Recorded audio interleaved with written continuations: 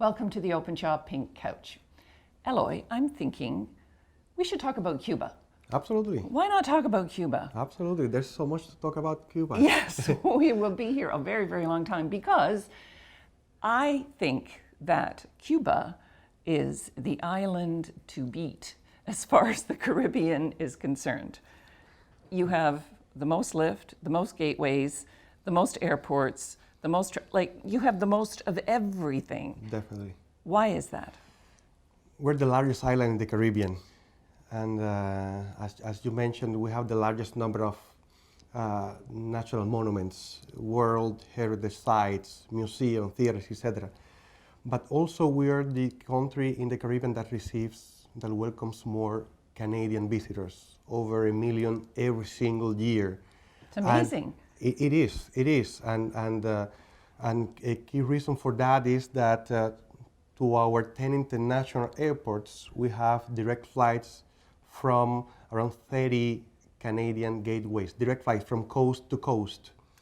30 gateways is enormous, obviously. It is. That's just enormous. And from all the tour operators. So huge amount of lift, which would to some degree account for all the Canadians coming. Yes. But, you know, it's always that chicken and the egg. Which came first, the demand or the lift, creating the demand? I think that the demand came first. I think that the attraction and the connection that there is between the Cubans and Canadians is a big factor in that. It is something fantastic, the way that Canadians connect with Cubans, and rightly so. There's so many fantastic stories behind every single aspect of our multifaceted country. Mm-hmm. For example, as much as we have almost 1,000 kilometers of white sandy beaches, and we have a fantastic and reliable weather, what Canadians will underscore and highlight the most of their experiences in Cuba is the people, the talent of the people, the energy of the people, their friendliness. And I certainly cannot dispute that, because a lot of Canadians will say that, you know, they've made friends, that, you know, they go to the families' homes that they made for, it's very, very close relationship. But I think if I spoke to a competitor, let's say a competitive destination to yours, they might argue that the reason Cuba became so popular is price. So how do you address that? And for sure, you welcome that. Absolutely. Actually, we work and we are very much focused on having all year round very competitive prices out there, and not only competitive prices. We want to have a product for every single budget, and mm-hmm. that's the reason why we welcome so much the addition to our already extensive portfolio of hotels, properties like Kempinski or Packard in Havana, which are a very magnificent, luxurious properties. So there is for every single interest, for every single budget, for every single pocket. I'm just thinking of a question that I find interesting, and I hope it's okay to ask it. But when I look at all the people that are coming, and most, of course, of the hotels chains groups are owned by either Spanish corporations, American, well, not American yet, but they're coming. So where does all of that money go to? Does Cuba itself become enriched with all of that traffic and therefore can reinvest in infrastructure? Well,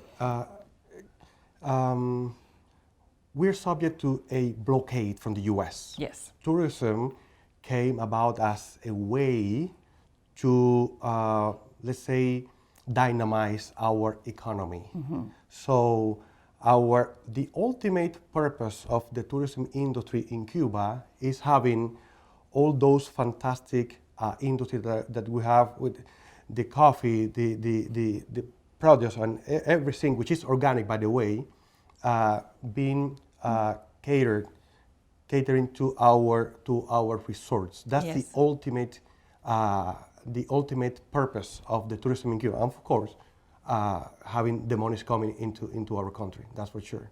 And reinvesting it. For sure. So it doesn't all go back to the Canadian tour operators, the Spanish hotel groups.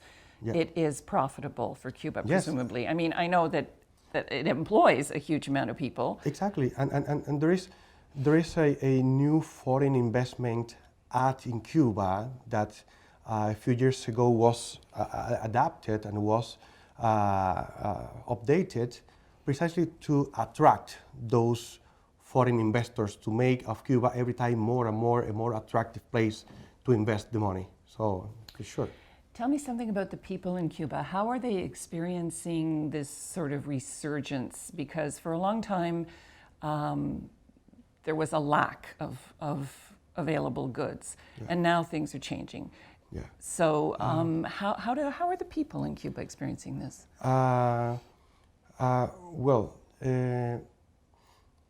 Cuba had a very, as a country, very tough times during the 90s. Yeah. Right, and every year, our economy gets stronger. Yes. And every time we export more services, and every time we have more tourism, and the economy gets better. As far as the tourism itself is concerned, it's not just having dynamized the industry that caters to the tourism industry. Very recently, there was approved for the first time an entity that will cater goods to our hotels, and I see. Yes, LCH is the name. It's beginning to cater to 9 Iberostar properties, and then eventually will expand. That's Then great. Milia most likely will come very soon after that. Yeah. With the same idea. And the Mariel, the special development zone of Mariel, is the one that is helping in that purpose. That's wonderful. And just in closing, you were telling me earlier that 2018 surpassed 2016, correct? Yeah. At the end, In terms of numbers, yes, arrivals. Yes. At the end, actually, at the end of the year, we imagine, after a tough patch because of the hurricane, Yeah. imagine having such a good closing of the year, that we not only grew in comparison to 2017, but even compared to 2016 in the last stretch of the year. And January was a fantastic month as well. This year we grew almost 7%. So That's wonderful. we're very happy, and all that is thanks to the great support that we have from the trade industry and from our partners like you, for sure. Congratulations. Thank you. Thank you for coming in. Thank you. Thank you.